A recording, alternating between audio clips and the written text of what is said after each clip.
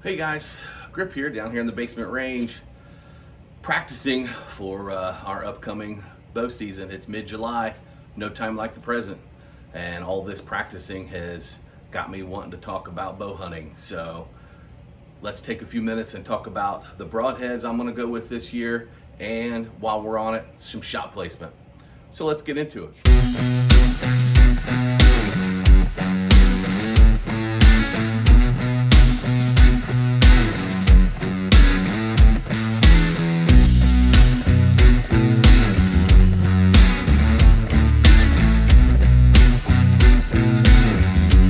Hey everybody, I've moved into the workroom here in the archery shop here at Grips Archery. And the first thing I want to talk about is the broadhead choice that I have made. And this is, for me, I know there's a lot of debate out there on broadheads, fixed versus mechanicals and cut on contact versus your chisel point and so on and so forth. And I really don't think anyone would argue with a cut on contact broadhead being the best penetrating broadhead out there. But I have shot over the years, and I counted up. Let's see, I've checked my notes, and last year was my 30th season bow hunting deer, and I have taken almost all exclusively here in Ohio. I've taken 78 deer, and overwhelmingly most of them have been with bow and arrow. There are a few gun kills in there. Actually, I think I killed 8 deer with a bow before I ever killed my first deer with a gun. I've hunted in 3 different states. I've hunted in Michigan, I've hunted in Kentucky, but 95, if not more, 95% of all the hunting I've done has been here in Ohio. And for those of you who know me, you know that my profession as a high school science teacher makes it difficult for me to travel and go to different states and get an opportunity to hunt not only deer in other states, but even other species. I can't take the time. I get lots of time off, but I can't pick and choose when it is. So when everybody's headed out west to go after muleys or elk or pronghorn, I'm stuck at room 227 at the old high school. So, but over the years, I have used everything, pretty much every broadhead that you can think of. Probably my top 3 or 4, meaning the ones that I've used for the longest period of time and took the most deer with, have been what I started with was the Thunderhead, the 100 grain Thunderhead. I then transitioned, then for a while I shot some Wasp hammers, SST hammers. Then I got some jackhammers and took a couple deer with those. But the ones that I've used the most have been the Thunderheads, the Rocket Steelheads, and the Ramcats, the Hydroshock Ramcats. And probably the Ramcats, I've taken more deer with the Ramcats than anything else. But I have decided that we as bow hunters get lulled into a false sense of security when it comes to our broadhead and our arrow setup when we have success on the majority of the deer that we take. So let me talk a little bit about what I mean there. So earlier I mentioned that over my past 30 years, I've taken 78 deer. Most have been with bows, bow and arrow, and most of them have been does and younger bucks. And, I got great results out of my arrows and my broadhead combination. The first deer that I ever killed was a young buck. It was my first season deer hunting. I was shooting high poundage. I was shooting a an aluminum arrow. I believe, if I go back, I think it was a 2314, I want to say, or maybe even a 2413. So not a real heavy aluminum, but it was a full, it was about a 29-inch aluminum arrow. So it was pretty heavy, and I was shooting heavy poundage, and I held on that deer for a long time, and finally got a shot and let it go, went a little forward, and broke his shoulder. Basically severed the top of his humerus off. So right there at that shoulder joint where the head of the humerus, I'm gonna get a little anatomy on you, where the head of the humerus articulates with the glenoid fossa of the scapula, it just destroyed that whole shoulder joint. And that whole arrow, I remember there were 4 inches, I had 4-inch feathers, and that arrow buried all the way down, so there was only 3 inches of feathers sticking out. And that deer ran off about 75, 80 yards and boom, fell over dead. And that was the first deer I ever shot, and that was the first deer that I ever killed. And luckily, I was able to, the first deer I ever hit with an arrow, I was able to find. But over the years, like I said, I've used all these different broadheads, and I've shot all these other deer. And I believe, for the longest time, I was shooting about a 400 grain arrow with a 100 grain broadhead. I was coming in around 9-10% front of center, and I shot through a lot of deer. And then as I started to have more success and I started killing bucks, bigger bucks, and I started passing on bucks that were pretty decent, those 3-year-olds, as I got more selective, then I got lucky enough to take a few deer that were what I like to call beyond mature. So I'm talking 4.5-year-old at the youngest, if not older deer.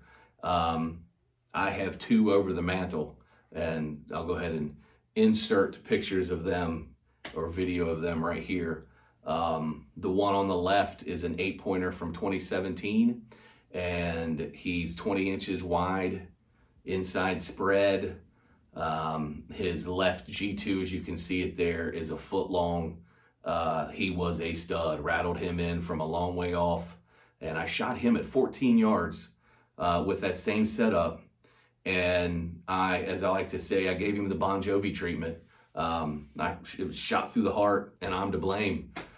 So that deer came in, I had him at 14 yards, and I hit him, as you can see by this picture, right through the heart. And he took a couple steps forward. He was headed from my right to my left when I shot him, and he made a loop and turned this way and ran out that way and fell over. And I can remember looking at him laying there from my tree stand, and I took my rangefinder out and I could see his antler sticking up out of the weeds, and I hit him with my rangefinder 43 yards. He was 43 yards from my tree, and that was a heart shot. But that arrow did not pass through. It did exit on the back. That arrow was stuck in that animal, and that's not what I want. Did it kill him? Yes. Did it kill him fast? Yeah. Would I have done it? No. I mean, everything worked out beautifully, but that arrow did not stick in the ground, and that's what I want. I want that arrow stuck in the dirt where it passed through that animal, and that tells me where to start looking for blood and where to start tracking that animal, and that's what I want. That didn't happen, and a few years prior to that, the buck here on the right over the mantle, that was a big deer, big 11-pointer that he scores. They're both right there in the high 140s, and same thing. Now the difference was same setup, about a 400 grain arrow, had a 100 grain broadhead, and the 8-pointer I shot with an Exodus, a QAD Exodus, and this buck, this 11-pointer, I shot with a Ramcat, and it all worked out. That deer though was at 41 yards, and he stood there and just watched the arrow, rattled him in. He came in, I couldn't get a shot. He was on his way out. I knew where he was. I knew the range because a doe had passed through in the same trail. I ranged her that morning, so I knew he was 41 yards. So I put my 40 low on him, let it go. He just stood there and watched the arrow. He was looking at me when I shot, and he watched the arrow come at him and hit him. He ran off about 60 yards, boom, piled up dead. So it all worked out, but that arrow did not pass all the way through. There was orange fletching sticking out when he took off. And I got to thinking about it. You know, these deer, these big, adult, mature bucks are a different kind of target. Now, we all know behaviorally they're different, but physically they're different. They're bigger, they're stronger, they're carrying more muscle mass, their bone structure is heavier. It is harder to penetrate that animal than it is to shoot a 2.5-year-old buck or a 2.5-year-old doe. We shoot through those all the time. And I think when we shoot, we easily shoot through those smaller frame deer, we get lulled into a false sense of security, and we think that our setup will do the exact same thing on those big, thick, heavy-bodied deer. And I'm starting to think that that's not a good way to go. I mean, does it work? Yes. You know, do those arrows, those fast, lighter arrows kill deer? Absolutely. And if that's something that you want to keep doing because you've had success for it, I'm not going to knock you for it. I'm just here to tell you what I have decided to do for my own satisfaction. And so what I am looking at doing is I've got working on having 2 bows set to hunt with this year. The first is the primary bow I'm going to hunt with is my Evo NXT right there at about 62, 63 pounds. I'm going to be shooting a 530 grain arrow. I've got a 50 grain insert and a 150 grain DRT, dirt nap DRT. Now these come with a collar, so you can have a 175 grain head if you want, but I think I'm gonna go with the 150. This is a cut on contact, obviously cut on contact broadhead. It's got the double little bleeder blades. It's a little over an inch. I forget the exact measurements, probably 1.125. I doubt it's 1.25. I don't think it's that wide, but they had the little bleeder blades that will give me a little bit of extra surface area of cut. But it's a single bevel broadhead, and I want this to, if I happen to catch any bone, which you know you're going to, it's hard to shoot a deer through the thoracic cavity and not hit ribs. I want it to break bone and go through and stick in the ground. And I want this to be saturated in blood, stuck in the dirt, and lets me know right where to start looking, okay? The other arrow and broadhead combo that I'm going with is out of this bow, my old faithful, my Carbon Air. I've hunted with that for a number of years, and it has given me good results, and I've taken a lot of deer with it. But I'm gonna go with the Wasp traditional sharpshooter, 150 grain. Again, this is going to give me a bigger front of center. Now this happens to be a double bevel, but this broadhead is only 1 inch cutting diameter, but the bleeder blades are bigger, and so that's going to give me more surface area. And I'm anxious to see.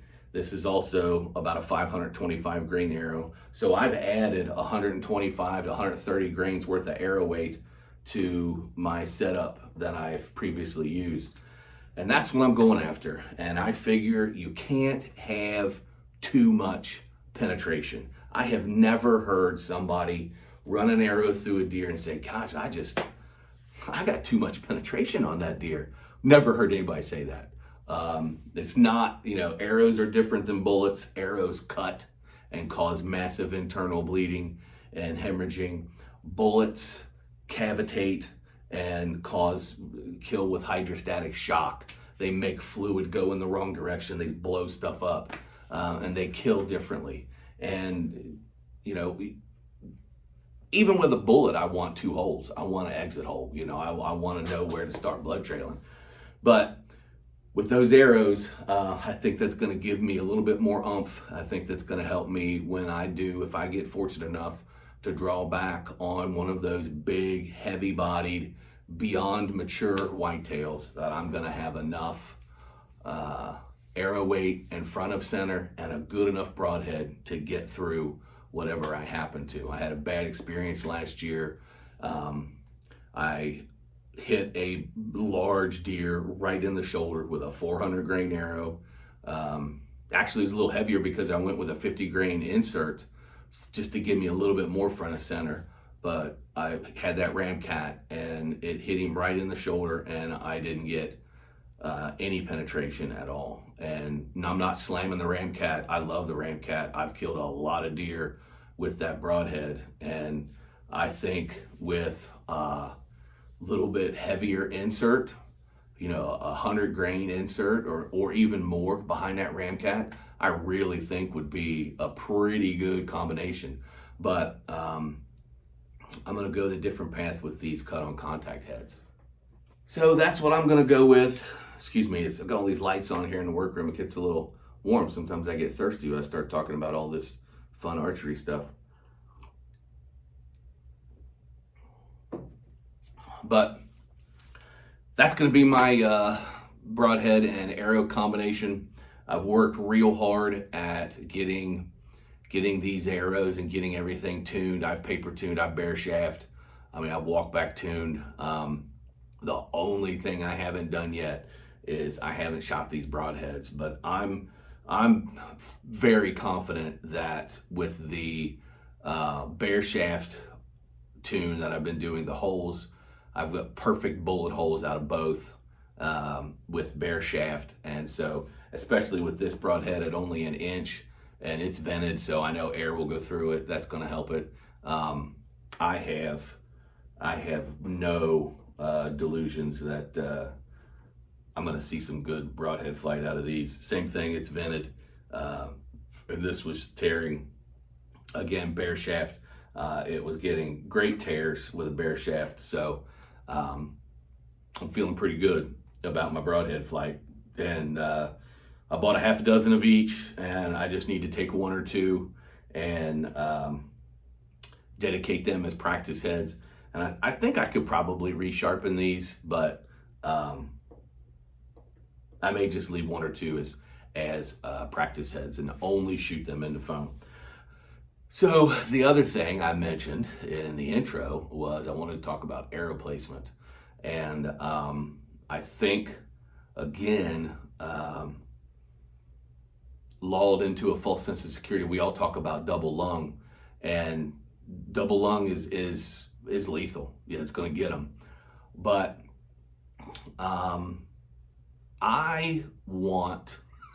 what I want to see is I want, again, the arrow to go completely through the animal, and I want to watch it fall over. I want to be able, as the dirt naps, you know, DRT means dead right there. That's what I want. I want him to go, he's dead right there. I want for the rest of my bow hunting career, I want every deer that I shoot to do just what that big 8-pointer did and wrap around and drop dead 43 yards from my tree. Because if it bleeds or not, I can find that deer. It's the one that goes a couple hundred yards and zigzags, and you know, those are the ones that are tougher to find. Every yard further away they get, the tougher they are to find. But if I can watch them fall down, then that's what I'm after. So of all of the deer that I have examined internal organs, you know, post-mortem, and I've done my necropsy, heart shot's the way to go. And not only heart, but if you can go right over the heart, you're gonna double lung them, that's bonus. But if you pass right over or maybe just slightly in towards the front half of the heart, then you're going to sever very large blood vessels. We're talking probably and I may get anatomy teacher on you and use some different directional terms, but in the human body, it would be the inferior vena cava. I believe in four-legged creatures, it would be referred to as the posterior vena cava. That's bringing oxygen poor blood back from the back half of the body up to the heart.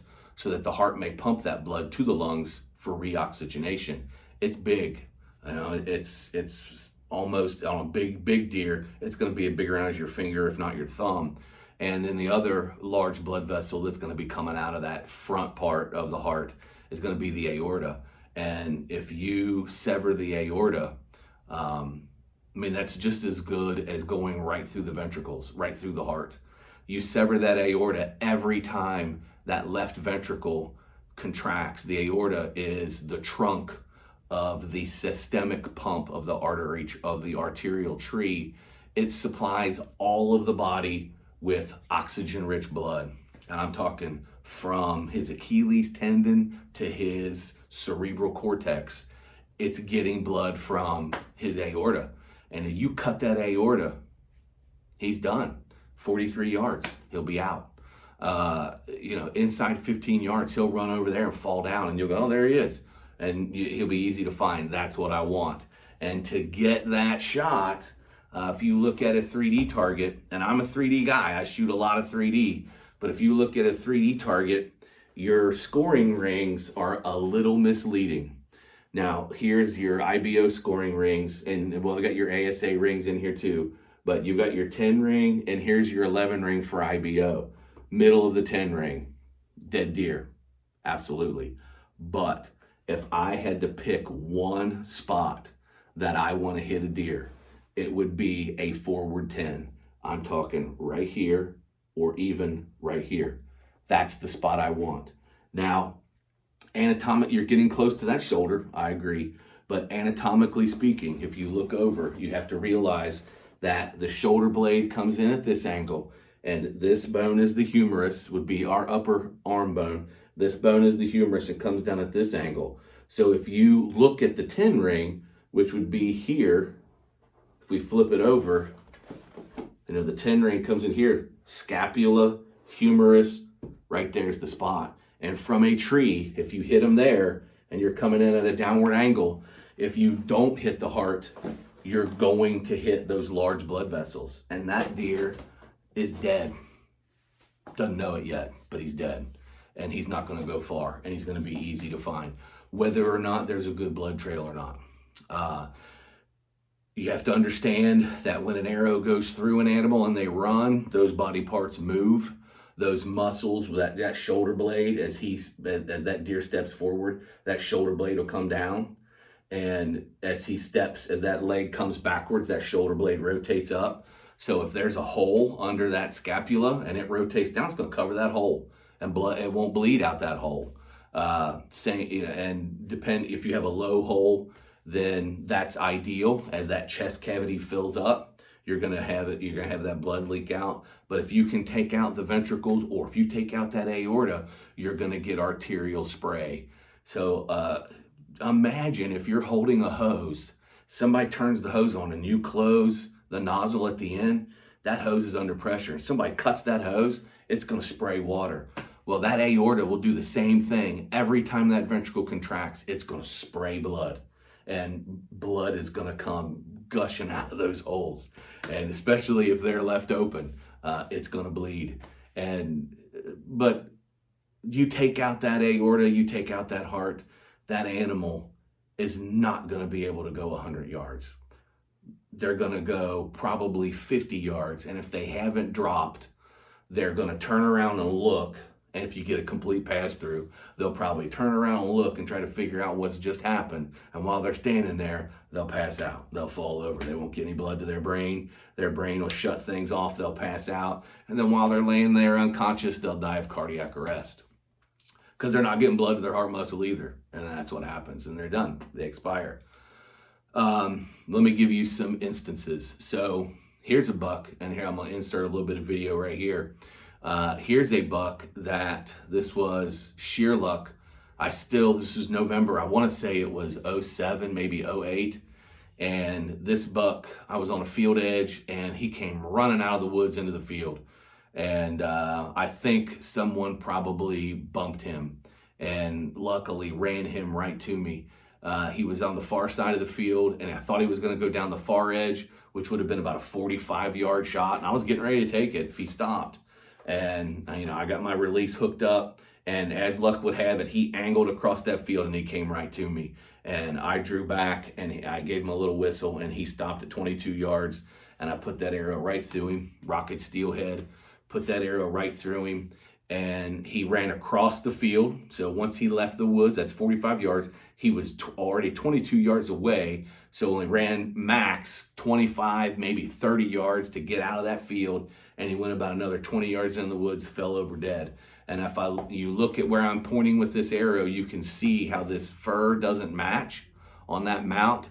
And that is because that's where the taxidermist had to take fur from a different part of the cape to cover up the broadhead hole. That's how far forward I hit that deer. And he didn't go 50 yards, 60 yards max. And I watched him fall over. I didn't need the blood trail. I just walked over to him.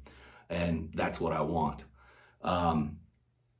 This past season, I hit a doe about right, and I have video of this one. I'll insert the video clip here while I'm talking. But as you can see where the arrow hits her, you think, oh man, she's done. That's perfect. You know, that's hit her about right here. And I was in a blind, only about 4 foot off the ground, hit her here. So the exit hole wasn't very high because I wasn't very high. So that angle came in pretty flat. She ran off and I couldn't find her until the next day. And she covered probably a quarter mile until I finally found her in the creek. And I thought, oh man, I must have been back further than I thought. And I hit her in the liver and I cut her open. And I went through the back lobes of the lungs, which would be back here. I double lunged her, but I went through here and didn't catch any of the heart. Those blood vessels, by that point, I went under those major blood vessels, missed all those big blood vessels, and I just caught the last lobes of the lungs right in front of the diaphragm. Her diaphragm wasn't punctured, so I went in front of the diaphragm, took out the back tips of her lungs, and she went a quarter mile, and there was no blood. Hit her with a ramcat, killed her, and went right through her, but not ideal. And had I been a little further forward, she would have not have gone that far. Just wouldn't have happened. Another incident, same year, same shooting out of the same stand, out of the same blind. I hit a doe, and I'll insert the video clip right here while I'm talking. I'll put it over top. And I hit that doe, and I came in right there behind the front leg. I mean, that forward 10 came out in front of her shoulder, and I'll be quiet. You can hear her crash.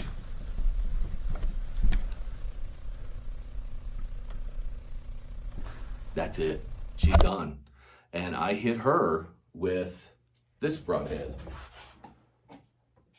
A 125 grain, 2-blade helix. I had sharpened these and got a good edge on them. And I went through and cut those major blood vessels, went right over top of the heart. The heart was totally fine, but I went right over the heart and took out a lot of those major blood vessels. Not to mention the lung tissue up there is bigger and thicker. And so I passed through more lung, double lung bonus, but I took out those major blood vessels, and she was off her feet in under 8 seconds. I heard her crash, and there's snow on the ground. I didn't even have to look for blood. I just walked over to her. I heard her go down. I knew where she was, and that's what I want. So from here on out, I'm not gonna think about trying to 11 ring them, all things being equal. And I know, bow goes off and deer move and you're excited and whatever, but where I'm gonna shoot is gonna be right there. And from here on out, that's my spot. I wanna be right nice and tight, right behind that front leg, right in that, I call it the lethal triangle. Look on this side, right here. That's where I wanna be, and preferably right about there. Heck, that big hole would be perfect, would be pretty good, right about in there. But for margin of error, I'm gonna hold middle of the body. And that's gonna be my plan. So hopefully it all works out, and here in a few months I'll be wrapping my hands around the antlers of a big old mature buck who fell to one of these good old cut on contact broadheads. So anyway, I know I rambled on for quite some time, but that's my plan for this year. So good luck to you guys. Thanks for watching as always. And you know, if you want to subscribe, if you like what I had to say and you want to see some more stuff, subscribe. If not, I'll probably still be able to put food on the table. So, you know, with me and my couple hundred subscribers. So thanks for watching. Good luck in the deer woods this year, guys.